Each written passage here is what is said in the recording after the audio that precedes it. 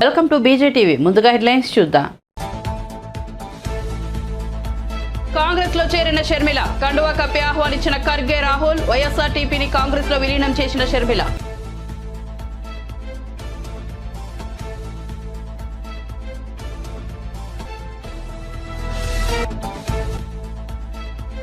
మాజీ సీఎం కేసీఆర్ ను పరామర్శించిన జగన్. కేసీఆర్ ఆరోగ్య వివరాలు అడిగి తెలుసుకున్న వైనం.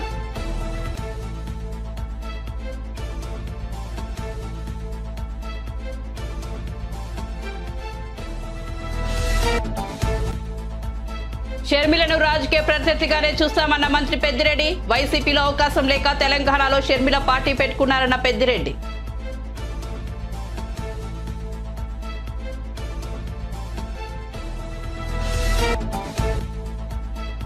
ఆరు గ్యారంటీల అమలు ఆలస్యం చేసేందుకే అభయహస్తం నాటకమన్న కిషన్ రెడ్డి. డేటా అంతా ఉన్న ఈ దరఖాస్తు డ్రామాలేంటి? రేవంత్ ను ప్రశ్నించిన కిషన్ రెడ్డి.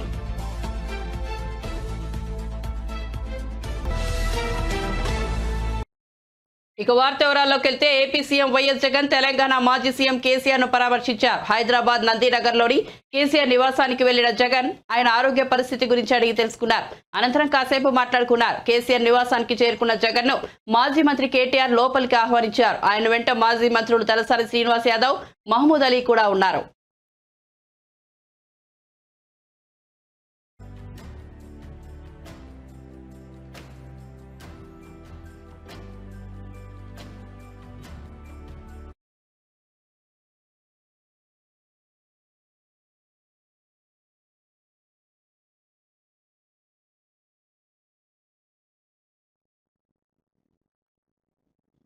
ప్రజాపాలనలో భాగంగా 5 గ్యారంటీలకు అర్హుల నుంచి దరఖాస్తులను స్వీకరిస్తున్నారు. ఎన్నికల సమయంలో కాంగ్రెస్ 6 గ్యారంటీలు ఇచ్చింది. ఇందులో యువ వికాసం మినహా మిగతా 5 గ్యారంటీలకు ప్రజాపాలన సందర్భంగా దరఖాస్తులను స్వీకరిస్తున్నారు. ప్రజాపాలన అభయహస్తం దరఖాస్తులపై మంత్రి పొన్నం ప్రభాకర్ ఇటీవల ప్రకటన చేశారు. ప్రజాపాలన డిసెంబర్ 28న ప్రారంభమైందని, జనవరి 6వ తేదీ వరకు మాత్రమే ఉంటుందని, పొడిగించడం ఉండదని స్పష్టం చేశారు. దీంతో చాలా మంది ఆందోళనకు గురయ్యారు. ఈ నేపథ్యంలో సీఎస్ శాంతికుమారి చెబుతూ మరో 4 నెలల తర్వాత మరోసారి ప్రజాపాలన ఉంటుందని స్పష్టం చేశారు. ప్రతి 4 నెలలకు ఒకసారి గ్రామాలు, పట్టణాలలో ప్రజాపాలన ప్రత్యేక సభలు నిర్వహిస్తామన్నారు. ఈ సందర్భంగా అర్హుల నుంచి దరఖాస్తులను స్వీకరిస్తామని వెల్లడించారు. మహాలక్ష్మి, రైతు భరోసా, గృహలక్ష్మి, ఇందిరమ్మ ఇల్లు, చేయూత పథకాలకు ప్రభుత్వం దరఖాస్తులను ఆహ్వానిస్తోంది.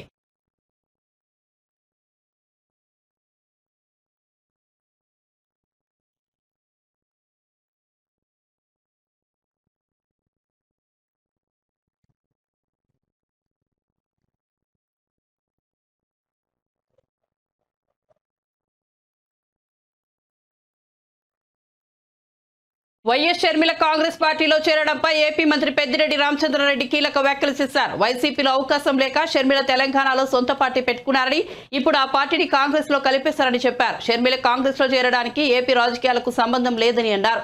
జగన్ ను జైలుకు పంపించిన కాంగ్రెస్ పార్టీలో ఎవరు చేరినా వారిని తాము రాజకీయ ప్రత్యర్థులుగానే చూస్తామని అన్నారు. తమ నాయకుడు జగన్ కోసం తాము ఎప్పటికీ పని చేస్తూనే ఉంటామని చెప్పారు.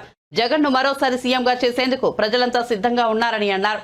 కుటుంబాలను చీల్చి రాజకీయాలు చేయడం చంద్రబాబు, సోనియా గాంధీల నైజమని విమర్శించారు.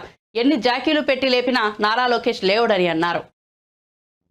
కాంగ్రెస్ పార్టీలో ఎవరు అని కాదు, ఎవరున్నా కూడా మాకు ప్రతిపక్షం మాదిరే మేము చూస్తాం తప్ప మాకు కావాల్సిన వాళ్ళు అంటే నువ్వు చెప్పేది ఏంటంటే రాజకీయాల్లో మా కాళ్ళు మేము నరుక్కునేది అలాంటి పరిస్థితి ఉండదు. తెలుగుదేశం పార్టీలో కానీ కాంగ్రెస్ పార్టీలో కానీ మాకు వ్యతిరేకంగా మా పార్టీకి వ్యతిరేకంగా జగన్మోహన్ రెడ్డి గారికి వ్యతిరేకంగా పనిచేసేవారిని ఎవరినైనా కూడా మేము అదే దృష్టిలో చూస్తాం. అతను మొట్టమొదట తాను ఆత్మవిమర్శ చేసుకోవాలి. అతను ఒక జెడ్పీటీసీగా ఓడిపోయిన వ్యక్తి. ఆయన్ను ఏ విధంగా తీసుకొచ్చాము, ఆయనకు ఏ విధంగా అండగా నిలిచాము, ఏ విధంగా అన్ని ఇబ్బందులు ఎదుర్కొని వారిని శాసనసభ్యుని చేశాము. అంత ఇంగిలికి జ్ఞానం లేకుండా ఎవరో రెచ్చగొట్టే విధంగా మాట్లాడడం అనేది సబబు కాదు. ఇప్పటికైనా కూడా మించిపోయింది లేదు. ఎంఎస్ బాబు ఆత్మవిమర్శన చేసుకొని తిరిగి వైఎస్ఆర్ కాంగ్రెస్ పార్టీకి మద్దతు ఇచ్చే పరిస్థితుల్లో ఉండాలి. కాంగ్రెస్ పార్టీలో ఎవరు అని కాదు, ఎవరున్నా కూడా మాకు ప్రతిపక్షం మాదిరే మేము చూస్తాం తప్ప వైఎస్ఆర్ తెలంగాణ పార్టీ కాంగ్రెస్ లో విలీనం చేయడం సంతోషంగా ఉందని వైఎస్ షర్మిల అన్నారు. ఇవాల్టి నుంచి కాంగ్రెస్ లో వైఎస్ఆర్ తెలంగాణ పార్టీ ఒక భాగమని చెప్పారు. కాంగ్రెస్ లో చేరిన అనంతరం ఆమె మాట్లాడుతూ దేశంలో అతిపెద్ద లౌకిక పార్టీ కాంగ్రెస్ అని పేర్కొన్నారు. రాహుల్ గాంధీని ప్రధానిగా చూడడం వైఎస్ రాజశేఖర రెడ్డి గారి కళ అని అది నెరవేర్చడానికి మనస్ఫూర్తిగా పనిచేస్తానని షర్మిల తెలిపారు. వైఎస్ఆర్ తెలంగాణ పార్టీని కాంగ్రెస్ పార్టీలో విలీనం చేస్తున్నందుకు రాజశేఖర రెడ్డి బిడ్డగా నేను సంతోషిస్తున్నా. ఎందుకంటే ఈ రోజు నుంచి వైఎస్ఆర్ తెలంగాణ పార్టీ కాంగ్రెస్ పార్టీలో భాగమై, కాంగ్రెస్ పార్టీ ఉన్నంత వరకు వైఎస్ఆర్ తెలంగాణ పార్టీ కూడా కాంగ్రెస్ పార్టీలో భాగమై ఉంటుంది. కాబట్టి వైఎస్ఆర్ తెలంగాణ పార్టీ నాయకులు, వైఎస్ఆర్ తెలంగాణ పార్టీ కార్యకర్తలు నాతో పాటు ఈరోజు చాలా సంతోషంగా ఇండియన్ నేషనల్ కాంగ్రెస్ పార్టీలో విలీనం కావడం జరుగుతుంది. రాజశేఖర రెడ్డి గారు బ్రతికున్నంత కాలం నమ్మకంగా కాంగ్రెస్ పార్టీకి సేవ చేయడమే కాకుండా రాజశేఖర రెడ్డి గారు చనిపోయే నాటికి కూడా కాంగ్రెస్ పార్టీకి సేవ చేస్తూనే చనిపోయారు. ఈరోజు రాజశేఖర రెడ్డి బిడ్డ కాంగ్రెస్ పార్టీలో చేరుతుంది అంటే రాజశేఖర రెడ్డి గారికి చాలా సంతోషం, చాలా గర్వం కలిగించే విషయమని నేను నమ్ముతున్నా. ఎందుకంటే ఈరోజు మన దేశంలోనే అతిపెద్ద సెక్యులర్ పార్టీ కాంగ్రెస్ పార్టీ. కాబట్టి కాంగ్రెస్ పార్టీ మన స్వాతంత్రం వచ్చినప్పటి నుంచి పునాదులు వేయడం దగ్గర నుంచి ఈ దేశాన్ని కట్టడం దగ్గర వరకు కాంగ్రెస్ పార్టీ హస్తమైంది. ప్రతి వర్గాన్ని కలుపుకుపోతూ, ప్రతి విశ్వాసానికి, ప్రతి ఫెయిత్కు నమ్మకం కలిగిస్తూ, ప్రతి సెక్షన్ ఆఫ్ ద సొసైటీలో కలుపుకుపోతూ ముందుకు వెళ్లిన party Congress party. Congress party ముందు కూడా రాహుల్ గాంధీ గారి నాయకత్వంలో, ఖార్గే గారి నాయకత్వంలో ప్రజలందరికీ మేలు చేస్తుందని సంపూర్ణంగా విశ్వసిస్తూ, రాజశేఖర రెడ్డి గారి కళ, ఏ కళ అయితే రాజశేఖర రెడ్డి గారు రాహుల్ గాంధీని ప్రధానమంత్రిని చేయాలి అని మనస్ఫూర్తిగా కోరారో అది నెరవేర్చడానికి రాజశేఖర రెడ్డి గారి బిడ్డ మనస్ఫూర్తిగా పనిచేస్తుంది. కాంగ్రెస్ పార్టీ రాజశేఖర రెడ్డి బిడ్డ మీద నమ్మకం ఉంచి తెలంగాణలో వైఎస్ఆర్ తెలంగాణ పార్టీ చేసిన త్యాగాన్ని గౌరవించి ఈరోజు రాజశేఖర రెడ్డి బిడ్డను కాంగ్రెస్ పార్టీలోకి ఆహ్వానించడం జరిగింది. ఆ ఆహ్వానాన్ని మేము మనస్ఫూర్తిగా స్వీకరిస్తూ కాంగ్రెస్ పార్టీలో ఈరోజు విలీనమవుతున్నాం. ఈ రోజు నుంచి కాంగ్రెస్ పార్టీ ఏ బాధ్యత మా మీద ఉంచినా ఆ బాధ్యతను విశ్వాసంతో సంపూర్ణంగా నెరవేర్స్తామని నాతో పాటు వైఎస్ఆర్ తెలంగాణ పార్టీ నాయకులందరూ కూడా మనస్ఫూర్తిగా మాటిస్తున్నాం. Thank you. ప్రాణం పోయేంత వరకు వైసీపీలోనే ఉంటారని వైసీపీ ఎంపీ గోరంట్ల మాధవ్ అన్నారు. చావో రేవో వైసీపీలోనే పార్టీ మారే ప్రసక్తే లేదని చెప్పారు. మళ్లీ టికెట్ కావాలని పార్టీ పెద్దలెవరిపై తాను ఒత్తిడి చేయలేదని తెలిపారు. తాడేపల్లిలో సజ్జల రామకృష్ణారెడ్డిని కలిశానని, అయితే ఆయనతో తాను గొడవ పడినట్టు వస్తున్న వార్తలో నిజం లేదని చెప్పారు. త్వరలో సీఎం జగన్ను కలుస్తానని అన్నారు. అనేక కారణాలతో పార్టీలో మార్పులు చేశారని మాధవ్ చెప్పారు. హిందూపురం పార్లమెంట్ స్థానం నుంచి తనను తప్పించినా పార్టీలో తనకు సరైన గౌరవం ఉంటుందని భావిస్తున్నానని అన్నారు. టికెట్ ఇచ్చినా ఇవ్వకపోయినా తాను వైసీపీలోనే ఉంటానని చెప్పారు. హిందూపురం ఎంపీ నియోజకవర్గానికి బళ్ళారి మాజీ ఎంపీ శాంతను జగన్ ప్రకటించిన సంగతి తెలిసిందే. ఎన్నికల్లో ఎంపీగా ఆమె పోటీ చేయబోతున్నారు. గోరంట్ల మాధవ్కు ఏ స్థానాన్ని కేటాయిస్తారన్న దానిపై ఇంకా క్లారిటీ రాలేదు. దీంతో పార్టీ అధిష్టానంతో ఆయన చర్చలు జరుపుతున్నారు. 2024లో ముసలోనికి ఆ 20 పక్కకి తీసేస్తే ముసలోనికి ఆ ముందరి 3 మిగులుతాయి అనేది నా ఉద్దేశం. తర్వాత ఈ రాష్ట్రంలో అనేక కులాలు, మతాలు, ప్రాంతాలకు సమానమైన ప్రాతినిధ్యాన్ని కల్పించాలా, బీసీ, ఎస్సీ, ఎస్టీ, మైనార్టీలలో ఉండే అన్ని కులాలకు ఖచ్చితంగా రాజకీయ ప్రాధాన్యతను ఇవ్వాలా, ఏ కులం అయితే తక్కువ సంఖ్యలో ఉందో ఆ కులంలో కూడా న్యాయకత్వాన్ని స్ట్రెంగ్తెన్ చేయాలన్న ఉద్దేశంతో గౌరవ ముఖ్యమంత్రి జగన్మోహన్ రెడ్డి గారు రకరకాల మార్పులు చేర్పులు చేసుకుంటూ ఆయన ముందుకు వెళ్ళటం జరుగుతూ ఉంది. అందులో భాగంగానే హిందూపురానికి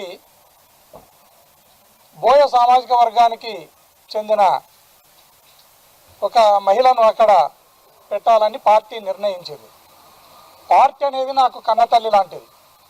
నాకు రాజకీయ జన్మనిచ్చి నన్ను ఎంపీని చేసి ఢిల్లీకి పంపించిన పార్టీ నాకు కన్నతల్లి లాంటిది. కన్నతల్లి లాంటి పార్టీ ఏం ఆదేశిస్తే ఆ ఆదేశాన్ని నేను శిరోధార్యంగా భావిస్తా. దానికి TV5 ABN లేదా మహా టీవీ వాళ్ళు లేదా వాళ్ళ సోషల్ మీడియా హడావుడి చెయ్యనక్కర్లేదనేది నా ఉద్దేశం. తర్వాత పార్టీకి దిశానిర్దేశం చేస్తూ ఈ పార్టీని గౌరవంగా నడుపుతూ అందరు ఎవరొచ్చినా ఎంపీలు కానీ ఎమ్మెల్యేలు కానీ ఏ సామాన్య కార్యకర్త నుంచి ఎవరొచ్చినా కూడా ఎంతో ప్రేమగా ఆప్యాయతతో ఓపికతో మాట్లాడి ఉన్న విషయాన్ని వాళ్ళకి విశదీకరించి వాళ్ళ బాగోగులను చూస్తూ ముందుకెళ్తున్న సజ్జల రామకృష్ణారెడ్డి సార్ను నేనేదో ప్రశ్నించినట్లు మీడియాలో వాళ్ళ సోషల్ మీడియాలో చెత్త ప్రచారం ఒకటి జరుగుతూ ఉంది. అయ్యా, పెద్దిరెడ్డి రామచంద్రారెడ్డి గారు ముఖ్యమంత్రి గారితో కొట్లాడినట్లు, గోరంట్ల మాధవ్ సజ్జల రామకృష్ణారెడ్డి సార్తో కొట్లాడినట్లు ఎందుకు ఈ చెత్త వార్తలు? భార్యాభర్తల మధ్యలో, అన్నదమ్ముల మధ్యలో, లేదా తల్లిదండ్రుల మధ్యలో, లేదా పార్టీలో స్వపక్షంలో ఒకరి మీద ఒకరికి మీరు ఖచ్చితంగా కలహాలు పెట్టడానికి ప్రయత్నం చేస్తున్నారు. ఇది ఖచ్చితంగా శవాల మీద పేలాలు ఏరుకోవడం తప్ప మీకు ఎలాంటి ప్రయోజనం ఉండదు అని ఈ టీవీలకు నేను ABN కానీ TV5 కానీ మహా టీవీకి వీళ్ళందరికీ కూడా చెప్తున్నా. దయచేసి మీరు పార్టీలో కలహాలు పెట్టాలా, దానితో ప్రయోజనం పొందాలా అనే దానికంటే మీ చంద్రబాబు నాయుడుకి ఒక అడ్వైజ్ చేయండి. ప్రజల్లోకి పొమ్మని చెప్పండి, ప్రజాక్షేత్రంలో తేల్చుకోమని చెప్పండి. దేవుడు లేదా జనం నిర్ణయిస్తారు గెలుపోవటంలో, కానీ నీ TV5 ABN లేదా మహా టీవో జయాపజయాలను గెలుపోవటంలోనూ డిసైడ్ చేయలేదని ఆ టీవీ ఛానల్స్ను హెచ్చరిస్తున్నా. దయచేసి నేను విజయవాడకు వచ్చినప్పటి నుంచి ఎక్కడున్నాడు, ఏం చేస్తున్నాడు, సీఎం ఆఫీస్ అనేది మాకు ఇల్లు లాంటిది. ఎంపీలకు ఎమ్మెల్యేలకు 10 సార్లు తిరుగుతాం, రోజుకు 10 సార్లు తిరుగుతాం. మీకెందుకు వచ్చింది? వచ్చిన ప్రతిసారి పోయిన ప్రతిసారి ఎక్కడ ఉన్నారు, ఏం కథ అనే దాని మీద మాట్లాడుతూ ఉన్నారు, రాస్తూ ఉన్నారు. దయచేసి అట్లాంటి అవాస్తవమైన వార్తలకు పులి స్టాప్ పెట్టి నిజమైన వార్తలతో మీరు ముందుకు రావాలని ఈ సందర్భంగా తెలియజేస్తున్నాను. మా పార్టీ ఖచ్చితంగా 175కు 175 సీట్లను గెలిచాలి, ఖచ్చితంగా గెలిపించాలని బీసీ ఎస్సీ ఎస్టీ మైనార్టీలందరూ కూడా సిద్ధంగా ఉన్నారు. మీరు దయచేసి మీ 20 పక్కకు పోయి మీకు ముందరి 3 మిగిలే పరిస్థితి దాపురించింది. దాన్ని చూసుకోండి అని ఈ సందర్భంగా తెలియజేస్తున్నాను. దయచేసి ఇలాంటి వక్రమైన వార్తలను, అబద్ధమైన వార్తలను ప్రచురించే ముందు ఒకసారి ఆలోచించండి. ఒకసారి మాతో మాట్లాడి క్లారిఫికేషన్ తీసుకున్న తర్వాతనే మీరు అలాంటి వార్తలను ప్రచురించాలి, అలాంటి వార్తలను టెలికాస్ట్ చేయాలని సందర్భంగా తెలియజేస్తున్నాను. 6 గ్యారెంటీల అమలు ఆలస్యం చేసేందుకే అభయహస్తం దరఖాస్తులంటూ రాష్ట్ర ప్రభుత్వం ప్రజలను ఆందోళనకు గురి చేస్తోందని బీజేపీ రాష్ట్ర అధ్యక్షుడు కేంద్ర మంత్రి కిషన్ రెడ్డి ఆరోపించారు. రేషన్ కార్డులు ఇవ్వకుండానే వాటిని జత చేయాలని ఎలా చెబుతున్నారని ప్రశ్నించారు. ఇప్పటికే ప్రభుత్వం వద్ద ఉన్న లబ్ధిదారుల సమాచారంతో పథకాలు అమలు చేసే అవకాశం ఉందన్నారు. కాళేశ్వరం ప్రాజెక్టులో బీఆర్ఎస్ అవినీతిపై సీబీఐతో విచారణ జరిపించాలని కిషన్ రెడ్డి మరోసారి డిమాండ్ చేశారు. రాష్ట్ర ప్రభుత్వం అభయహస్తం పేరుతో పెద్ద ఎత్తున ప్రజల్లో ఒక అయోమయం సృష్టించేటువంటి ప్రయత్నం చేస్తా ఉంది. నేను అభయహస్తం సంబంధించినటువంటి దరఖాస్తు ఫారం చదివాను. ఈ దరఖాస్తు ఫారము ఎందుకు నింపుతున్నారో, దీని వెనుక మతలబేందో నాకైతే అర్థం కావడం లేదు. ఇది పూర్తిగా రాజకీయ దృక్పథంతో నింపుతున్నటువంటి పథకమే తప్ప ప్రజలకు లబ్ధి చేకూరచడానికి చిత్తశుద్ధి ఉన్నట్టుగా మాకెవరికి కనిపించడం లేదు. ఇచ్చేటువంటి 6 గ్యారెంటీల విషయంలో మరి ఈరోజు ఈ యొక్క దరఖాస్తు ఫారము పెద్ద ఎత్తున ప్రజలను అయోమయానికి గురి చేసేటువంటి కార్యక్రమం, ఈ దరఖాస్తు ఫారంలు బ్లాకులు అమ్ముతున్నటువంటి పరిస్థితి, అందుబాటులో లేనటువంటి పరిస్థితి, ఈ దరఖాస్తు చేయకపోతే మీకు ఏ రకమైనటువంటి సహాయం అందదని చెప్తున్నటువంటి పరిస్థితి.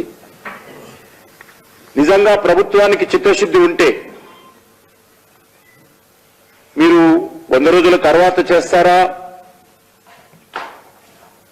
మీరు ఇచ్చినటువంటి హామీ ఏ రకంగా నిలబెట్టుకుంటారనేది మీ విషయం. కానీ నిజంగా మీకు చిత్తశుద్ధి ఉంటే ఈ దరఖాస్తు అవసరం లేకుండానే ప్రజలకు సంబంధించినటువంటి మీరు ఇచ్చినటువంటి హామీలు అమలు చేయడానికి అన్ని రకాలుగా అవకాశాలు ఉన్నాయి. మరి ఆ రకంగా ఉన్నప్పుడు ఈరోజు ప్రజలను అయోమయానికి గురి చేసి ఈ యొక్క పథకాల అమలుకు, గ్యారంటీల అమలుకు కాలయాపన చేసేటువంటి ప్రక్రియ ఏం తప్ప ఇది మరొకటి లేదు. మీరు రేషన్ కార్డులే ఇవ్వలేదు, రేషన్ కార్డులు జత చేయమంటారు. చాలా మందికి గత 10 సంవత్సరాలుగా బీఆర్ఎస్ పార్టీ దుర్మార్గంగా రేషన్ కార్డులు ఇవ్వలేదనే విషయం అందరికీ తెలుసు. తెలిసిన తర్వాత మీరు రేషన్ కార్డులు ఏ రకంగా అడుగుతున్నారో నాకైతే అర్థం కావడం లేదు. అనేక విషయాలు, జైళ్లకు పోయిన వాళ్ళు ఎఫ్ఐఆర్ కాపీ పెట్టాలి. ఎఫ్ఐఆర్ కాపీ హోమ్ మినిస్టర్ని అడిగితే కంప్యూటర్లో ఉంటాయి. అన్ని రకాల తెలంగాణ ఉద్యోగులు ఎవరెవరు జైలుకి వెళ్ళిరో మళ్ళీ దరఖాస్తులు ఎందుకు పెట్టుకోవాలని అడుగుతా ఉన్నాం. ప్రజలను పోలీస్ స్టేషన్ల చుట్టూ తిప్పాలనుకుంటున్నారా, లేక ప్రజలను జైలు చుట్టూ తిప్పాలనుకుంటున్నారా చెప్పాలి. జైళ్లకు వెళ్ళిన వివరాలు, అరెస్ట్ అయిన వివరాలు, అన్ని వివరాలు కూడా ప్రభుత్వం దగ్గరనే ఉన్నాయి. నిజంగా మీకు చిత్తశుద్ధి ఉంటే హోమ్ మినిస్ట్రీ నుంచి లేకపోతే డీజీపీ ఆఫీస్ నుంచి కంప్యూటర్ ద్వారా తెప్పించుకోవచ్చు. తెలుగుదేశం పార్టీ తాజాగా జై హో బీసీ కార్యక్రమాన్ని తీసుకొచ్చింది. టీడీపీ అధినేత చంద్రబాబు అధ్యక్షతన అమరావతిలో జై హో బీసీ సదస్సు నిర్వహించారు. ఈ కార్యక్రమంలో చంద్రబాబు మాట్లాడుతూ టీడీపీ పాలనలో బీసీలకు ఎంత మేలు జరిగిందో, వైసీపీ పాలనలో బీసీలు ఏం కోల్పోయారో జై హో బీసీ సదస్సు ద్వారా తెలియజేస్తున్నామని చెప్పారు. జై హో బీసీ కోసం 40 రోజులు కార్యాచరణ రూపొందించామని, జై హో బీసీ లక్ష్యాలను పార్లమెంట్, అసెంబ్లీ నియోజకవర్గాల్లో క్షేత్రస్థాయికి తీసుకువెళ్లేలా ప్రణాళిక రచించామని చంద్రబాబు వివరించారు. అవకాశం రాకపోతే ఏ నాయకుడు కూడా నాయకుడిగా చలామణి కాలేరు, నాయకత్వ లక్షణాలు పెంచుకోలేరు. ఈరోజు మీరు చూస్తే ఈ ప్రభుత్వం వచ్చిన తర్వాత 34% స్థానిక సంస్థల్లో ఉండే రిజర్వేషన్ని 24% చేశారు. అంటే 10% తగ్గించేశారు. 17,000 మంది మనకుండే స్థానిక సంస్థల్లో ఉద్యోగాలు పోగొట్టుకునే పరిస్థితికి వచ్చారు. ఈరోజు ఇక్కడ ఇద్దరిని మహనీయులకు మనం దండలేసి నివాళులర్పించాం. 1 పూలే గారు, 2 ఎన్టీ రామారావు గారు. ఈ దేశంలో వెనుకబడిన వర్గాల్ని ముందుకు తీసుకొచ్చింది పూలే గారు ఆలోచిస్తే, ఆ తర్వాత ఆచరించింది నందమూరి తారక రామారావు గారు అని చెప్పి కూడా నేను మీకు తెలియజేస్తున్నా. ఆ తర్వాత మీరు ఒకసారి చూస్తే నేను అడుగుతున్న ఈ ముఖ్యమంత్రిని, తెలుగుదేశం పార్టీ హయాంలో 1000 కోట్ల రూపాయలు ఆదరణ ద్వారా అనేక పనిముట్లు ఇప్పించాం, పూర్తిగా రద్దు చేశారు. దీనికి సమాధానం చెప్పమంటున్నాను. కార్పొరేషన్ ద్వారా దగ్గర సప్లైన్ మొత్తం ఖర్చు పెడితే 3,500 కోట్ల రూపాయలు మనం ఖర్చు పెట్టాం. ఈరోజు సప్లైన్ ఇచ్చాం 5,000 కోట్ల రూపాయలు. మా బీసీలకు అప్పు ఉన్నారు, మీరు రుణపడున్నావు మొత్తం. అంటే ఇలాంటి తప్పుడు పనులు చేసి అప్పుడప్పుడు అరాకొర అంటే 100 రూపాయలు దోచుకుని 10 రూపాయలు చేతిలో పెట్టి నేను గొప్ప దహనకర్ణుడు అని చెప్పి సంకలకి వేసుకుంటూ తిరుగుతున్నాడు. అది కాదు పరిపాలన. పరిపాలన అంటే సమర్థవంతంగా ప్రజలకు మేలు జరగాలి, మీ జీవన ప్రమాణాలు పెరగాలి, మీ ఖర్చులు తగ్గాలి, ఆదాయం పెరగాలి. అదే సంపద సృష్టించడం. సంపద అంటే రాష్ట్రమే కాదు, ప్రతి ఒక్కరి ఆదాయం పెరిగితే, మీ జీవన ప్రమాణాలు పెరిగితే అదే నిజమైన అభివృద్ధి. ఆ మాత్రం కూడా తెలియకుండా నేను బటన్ నొక్కుతున్నా అంటున్నాడు కానీ బటన్ బొక్కుడు విషయం ఎవరికి చెప్పాలని అడుగుతున్నా. సాయంత్రం అయితే నీకెంత ఆదాయం వచ్చిందని ఆలోచిస్తున్నారు మీరు. ప్రజలకు ఏం మేలు జరిగిందని ఎప్పుడు ఆలోచించిన దాఖలాలు లేవు. మీరొక్కసారి కుటుంబాల్లో మీరు ఆలోచించండి. ప్రతి ఒక్క కుటుంబాన్ని ఒక రైతు, ఒక బీసీ, ఒక కార్మికుడు, ఒక నిరుద్యోగి ఈ ప్రభుత్వం వల్ల లాభం వచ్చిందా నేను అడుగుతున్నా. మంచి సమయం. ఈరోజు ప్రపంచం అంతా టెక్నాలజీగా ఇవన్నీ వచ్చి ముందుకు పోయే సమయంలో ఇక్కడ మన రాష్ట్రంలో చూస్తా ఉంటే అధోగతిలో ముందుకు పోతున్నాం. ఇప్పుడే ఒక ఇది పెట్టారు, రాష్ట్ర సంపదన ఎంతైతే వస్తుందో అంటే మనకు జిఎస్డిపి అంటాం, అంత అప్పు చేసేశాడు. 13 లక్షల కోట్ల రూపాయల అప్పు.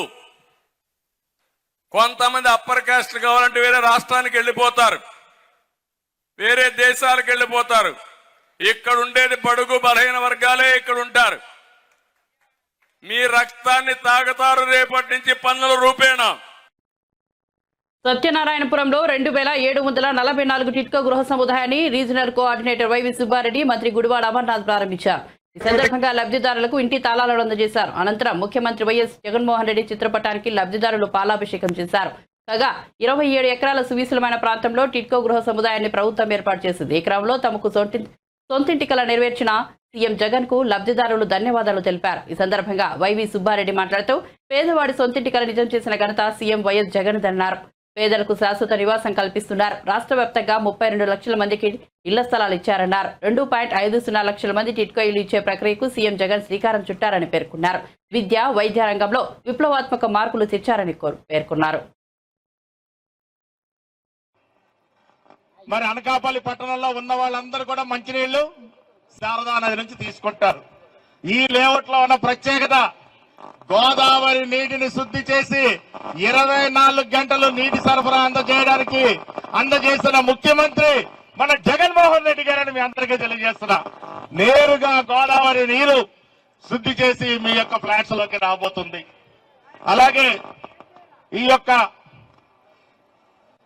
ఈ రోజు పట్టాలు ఇచ్చే దాంట్లో మీరు ముఖ్యంగా ఒకటి గుర్తుంచుకోవాలి. మనం తిరుపతి వెళ్తే సుమారుగా మరి వెంకటేశ్వర స్వామి విగ్రహం నుంచి సుమారుగా 20 అడుగుల దూరంలో మనం మొక్కుకుంటాం. నిత్యం వెంకటేశ్వర స్వామి దేవుణ్ణి తన సుహస్తాలతో తాకిన మన వైవి సుబ్బారెడ్డి చేతుల మీదుగా ఈ రోజు మీకు పట్టాలు అందబోతున్నాయి. దానికే వారికి కృతజ్ఞతలు తెలియవలసిందిగా మీ అందరికీ తెలియజేస్తున్నా. ఈ గృహాలు నిర్మించే కార్యక్రమం, ఇళ్ల స్థలాలు నిర్మించే కార్యక్రమం గౌరవ ముఖ్యమంత్రి జగన్మోహన్ రెడ్డి గారు రాష్ట్ర వ్యాప్తంగా కూడా పెద్ద ఎత్తున చేపట్టడం జరిగింది. ఇప్పటి వరకు గత 4 సంవత్సరాల్లో జగనన్న స్థలాల పేరుతో రాష్ట్ర వ్యాప్తంగా 32 లక్షల మందికి ఇళ్ల స్థలాలు ఇచ్చే గొప్ప కార్యక్రమం ముఖ్యమంత్రి జగన్మోహన్ రెడ్డి గారు చేపట్టడం జరిగింది.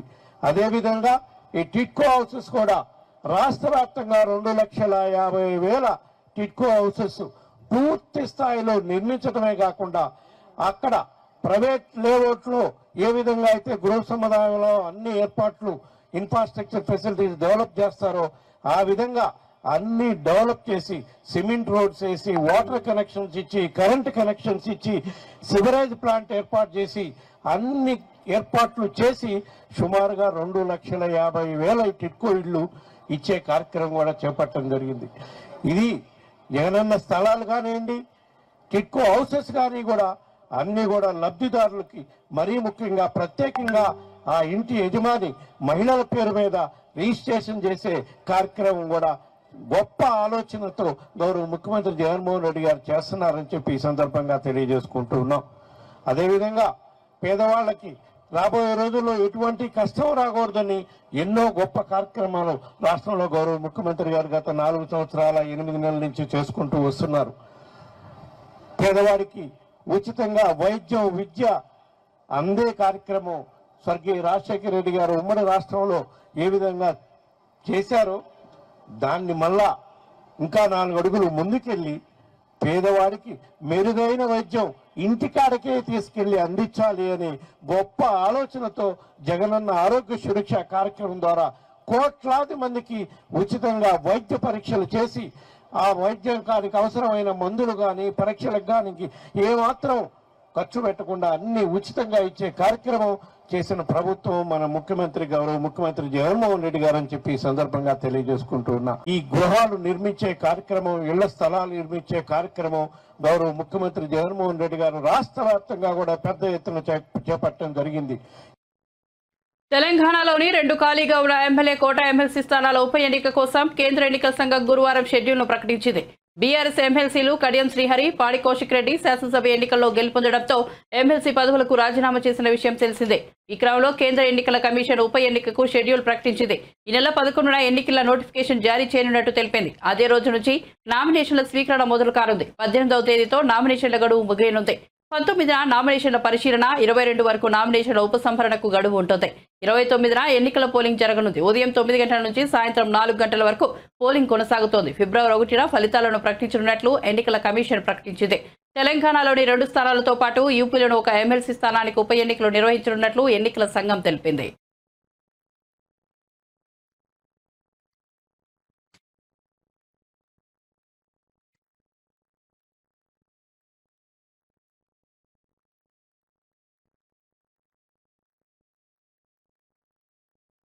బులెటిన్ ముగించే ముందు హెడ్లైన్స్ మరోసారి చూద్దాం.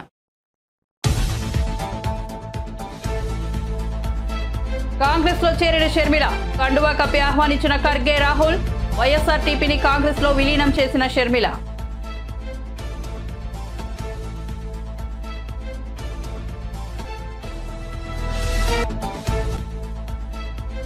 మాజీ సీఎం కేసీఆర్ ను పరామర్శించిన జగన్, కేసీఆర్ ఆరోగ్య వివరాలు అడిగి తెలుసుకున్న వైనం.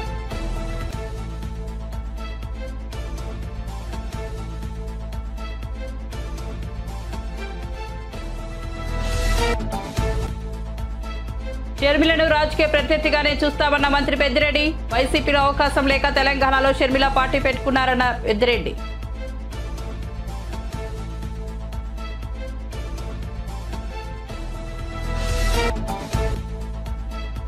6 గ్యారంటీల అమలు ఆలస్యం చేసేందుకే అభయహస్తం నాటకమన్న కిషన్ రెడ్డి. డేటా అంతా ఉన్నా ఈ దరఖాస్తు డ్రామాలేంటి అని రేవంత్ ను ప్రశ్నించిన కిషన్ రెడ్డి.